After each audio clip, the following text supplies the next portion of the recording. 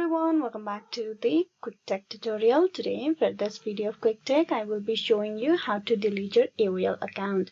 Now to do this process, open the Google browser on your PC, click open a new tab and type in AOL.com on the search bar. With this, you will be directed to the official page where you will need to get logged in. As you can see, I am already logged in into my account of AOL. Once you have been logged in, you need to click open your profile name over here, click that. Once you do that, you will be directed to your personal information page. On this page, you need to scroll and click on privacy control, click that. Once you do that, you will be directed to this page over here where you will be able to delete your account. For that, you will need to scroll down to the very bottom and you will have the option to delete your AOL account. Click on delete my account.